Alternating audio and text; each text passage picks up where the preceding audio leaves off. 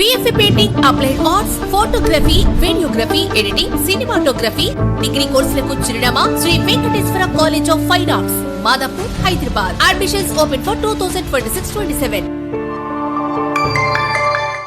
ఒక్క శ్లోకంలో ఈ విషయాన్ని ఉపదేశించేశారు. రెండు రకాలుగాను శంకరాచార్యులు వారు చేశారు. ఒకే ఒక శ్లోకం, ఆ ఒక్క దాన్ని ఏకశ్లోక ప్రకరణం అని అంటారు. ఆ ఒక్క శ్లోకంలోనే మొత్తం సమస్త భాష్యాల్లో ఉపనిషత్తుల్లో ఏమేం చెప్తున్నారు వాటన్నిటి కూడా ఒకసారి ఒక శిష్యుడు శంకరాచార్యుల వారి దగ్గరికి వచ్చి అడిగాడు, స్వామి నాకు తత్వం గురించి చెప్పండి, అయితే నువ్వు ఈ భాష్యం ఇవన్నీ అధ్యయనం చేయాలన్నారు. అమ్మో అవన్నీ అధ్యయనం చేయడం నా వల్ల కాదు, అంత శక్తి నాకు లేదు, సంక్షిప్తంగా ఉపదేశించండి అని అన్నారు. అయితే నీకు సంక్షేపంగా ఉపదేశం చేయాలా? అవును, అది మీరైతే చేయగలుగుతారు కాబట్టి మీ దగ్గరికి వచ్చా. వేరే ఎవరిని అడిగినా కూడా ఏమిటేమిటో చెప్తున్నారు, పెద్ద పెద్ద విషయాలన్నీ చెప్పేస్తున్నారు తప్ప నేను అడిగిన దానికి సమాధానం చెప్పట్లేదు. ఇంకెవరిని అడిగినా కూడా పెద్ద ఇంతలా పుస్తకం తీసుకొచ్చి ముందు పెట్టి అవన్నీ చదివేసేసి పెద్ద పెద్ద పాఠాలు చెప్తున్నారు తప్ప దానివల్ల నాకేం అర్థమే కావట్లేదు. తమరు ఇంత గొప్పవారు కాబట్టి ఒక్క మాటలో చెప్పగలుగుతారు కాబట్టి తమరి దగ్గరికి వచ్చాయని చెప్పండి అని అడిగాడు. అప్పుడు శంకరాచార్య సరే నీకు ఒక శ్లోకంలో చెప్పాలంతే కదా, సరే చెప్తాను పట్టు అన్నారు. చెప్పారు. ఏమిటి? మొట్టమొదటి ఒక ప్రశ్న అడిగారు శిష్యుడిని. ఏమిటి అని అంటే, నువ్వు ఏదైనా ఒక వస్తువుని చూడాలంటే దేని ఒక వెలుగు అనేది కావాలి. ఒక వెలుగులో ఏదైనా ఒక వస్తువుని మనం చూడగలుగుతాం. నీకు ఏదైనా ఒక వస్తువుని చూడాలంటే, నీ కంటి ద్వారా ఏదైనా ఒక వస్తువుని చూడాలంటే నీకు ఏది వెలుగు, దేని యొక్క వెలుగులో నువ్వు చూస్తావు అని అడిగారు. అప్పుడు వాడు ఏం ఆలోచించకుండా చాలా సులభమేగా, ఇందులో పెద్ద కష్టపడాల్సిందే ఉంది. వెంటనే వాడు ఏమన్నాడు అంటే, ఆ పగటి చక్కగా సూర్యుడి వెలుగులో నేను అన్ని వస్తువుల్ని చూస్తాను అని అన్నాడు. సరే పగటి పూట అయితే సూర్యుడి వెలుగులో చూస్తావు, మరి రాత్రిపూట ఏం చేస్తావు అని అడిగారు.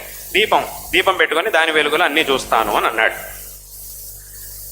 సరే అయితే అక్కడికి ఏమైంది, దీపం యొక్క వెలుగులో మిగతా వస్తువులన్నింటినీ కూడా నువ్వు చూస్తున్నావు. సరే మరి ఆ దీపాన్ని ఎలా చూస్తున్నావు? దీపం యొక్క వెలుగులోనో సూర్యుడి యొక్క వెలుగులోనో రకరకాల వస్తువుల్ని నువ్వు చూస్తున్నావు, బాగానే ఉంది. నీకు రకరకాల వస్తువుల్ని చూపించేటటువంటి దీపాన్ని నువ్వు దేంతో చూడగలుగుతున్నావు? ఇంకో దీపం పెట్టుకొని ఏం చూడట్లేదు.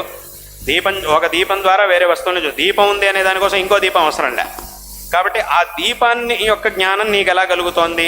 ఇంకో ఈ ఫలానా వస్తువు ఇక్కడ ఉంది, ఇక్కడ చెట్టు ఉంది, ఇక్కడ ఇల్లు ఉంది, ఇక్కడ దారి ఉంది అనే విషయం నీకు సూర్యుడి యొక్క ప్రకాశంలోనో అథవా రాత్రి అయితే దీపంలోనో నీకు కనబడుతోంది.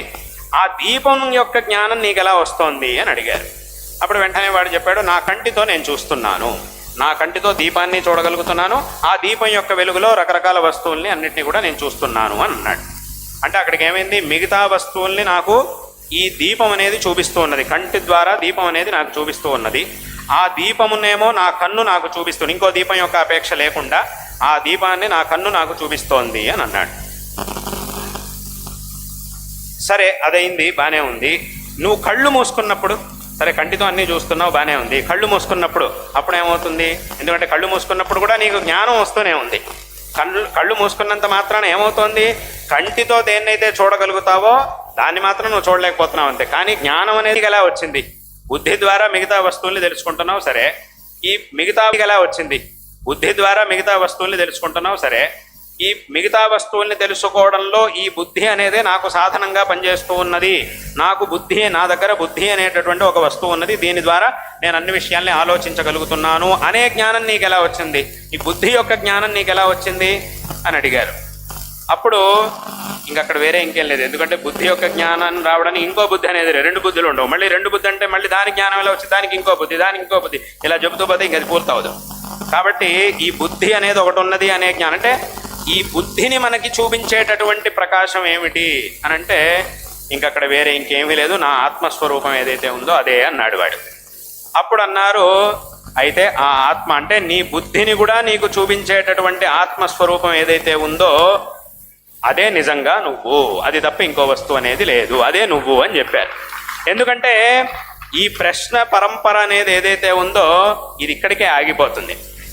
అంటే నీకు బుద్ధి ఉంది అనే విషయం నీకు ఎలా తెలుస్తుంది అని అంటే ఆత్మ చైతన్యం ద్వారా తెలుస్తోంది అంటాం. నా ఆత్మ అనేది నాకుంది అనేది ఎలా తెలుస్తుంది అని మళ్ళీ ప్రశ్న లేదు. ఎందుకంటే ఆత్మ కాబట్టి మనకు తెలుస్తూనే ఉంటుంది, అది ఇప్పుడు కూడా తెలుస్తూనే ఉంటుంది. మీరున్నారా అండి అని అడిగితే ఒక నిమిషం ఆలోచించి చెప్తాను అని ఎవరు అనరు. మీ ఆత్మ ఉందా అండి, మీరున్నారా ఇక్కడ అన్నవారు, మీరు అనేవారు ఒకరు ఉన్నారా అని అడిగితే ఏమనండి తెలియట్లేదండి, ఉన్నానో లేదు తెలియట్లేదు, కాస్త ఆలోచించి చెప్తానండి అని ఎవరన్నారు. వెంటనే ఏమంటారు, మీరు ఉన్నారా అనగానే అదేమిటండి అలా అడుగుతారు, నేను ఉన్నాను కదా అంటాం. వెంటనే నేనున్నాను అని అంటాం. ఎందుకంటే ఆ నేను నేను అని ఆ ఆత్మస్ఫురణ అనేది మనిషికి ఎప్పుడు కూడా జరుగుతూనే ఉంటుంది కాబట్టి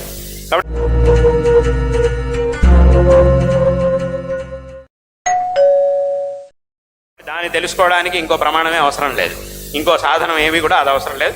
ఆత్మ అని, అందుకే దీన్ని ఆత్మని స్వప్రకాశ చైతన్యము అని అంటారు. అది స్వయం ప్రకాశ చైతన్య స్వరూపం ఆత్మ. కాబట్టి దాన్ని చూపించడానికి ఇంకో వస్తువు అక్కర్లే. మిగతా వస్తువుని చూపించడానికి రకరకాల వస్తువులు కావాలి. మన ఆత్మని మనకి చూపించడానికి ఇంకో వస్తువు అవసరం లే. మనకి ఇప్పుడు ఈ వస్తువు ఇక్కడ ఉందా లేదా అని అనగానే ఒకసారి చూసి చెప్తానంటాం, చూస్తాం. ఉంది చూసి ఉంది అంటాం. ఆత్మ అనేది ఉందా లేదా అంటే ఉందా లేదా తెలీదు అథవా లేదు అని ఎవరు కూడా అనరు. ఎందుకంటే దానికి ఇంకో ప్రమాణ ఆవశ్యకత అనేది లేదు. కాబట్టి అక్కడికి ఏమైందనంటే నీ బుద్ధిని కూడా నీకు చూపించేటటువంటి ఆత్మ చైతన్యం ఏదో ఉంది చూసావా, అదే నువ్వు. కాబట్టి మిగతావన్నీ కూడా నువ్వు కాదు అని చెప్పేశారు. కాబట్టి ఇదే వాస్తవంగా నీ యొక్క స్వరూపం. కాబట్టి మిగతా వాటన్నిటిని నువ్వు వదిలేసే, అవి నువ్వు కాదు అని శంకరులు వాడికి ఉపదేశించారు. అప్పుడు వెంటనే నాకు చక్కగా అర్థమైంది అని చెప్పాడు. ఇదంతా ఒకే శ్లోకంలో వచ్చేసింది. కింజ్యోతిస్తవ భానుమాన హనుమే రాత్రౌ ప్రదీపాదికం స్యాదేవం రవిదీప దర్శన విధో కింజ్యోతిరాఖ్యాహిమే చక్షుస్తస్య నిమీలనాది సమయే కిం ధీహి ధియో దర్శనే కిం తత్రాహం అతో భవాన్ పరమకం జ్యోతి తదస్మి ప్రభో అన్నాడు శిష్యుడు. కాబట్టి ఈ విధంగా ఒక్క శ్లోకంలోనే ఈ విధమైనటువంటి ప్రశ్నలతో శిష్యుడి చేత చెప్పించారు, శంకరులు చెప్పలేదు. వాడిని రకరకాలుగా వరుసగా ప్రశ్నలు అడుగుతూ వెళ్ళారు. చివరికి సమాధానం వాడి నోటి నుంచే వచ్చింది. నీ నోటి నుంచి ఏదైతే వచ్చిందో అదేనయ్యా, నువ్వు ఇంకా చెప్పాల్సి ఇంకా ఎక్కువ దీన్ని వివరించాల్సిన అవసరం లేదు. కాబట్టి నువ్వే చెప్పావు, నీ నోటితో నువ్వే చెప్పావు, కాబట్టి ఇదే విషయము అని శంకరాచార్యులు వారు చెప్పారు. కాబట్టి ఈ విధంగా ఆ తత్వజ్ఞానాన్ని ఆ ఒక్క శ్లోకంలోనూ మనకి చెప్పారు. ఇలా పెద్ద పెద్ద భాష్యాలు రచన చేసి వాటిల్లో కూడా ఎన్నో విషయాల్ని శంకరులు మనకి తెలియజేశారు. కాబట్టి ఈ విధంగా ఈ ధర్మాన్ని మనం వెళ్ళవలసినటువంటి మార్గాన్ని వీటన్నిటినీ కూడా శంకర భగవత్పాదాచార్యుల వారు విశేషంగా మనకి ఉపదేశించారు.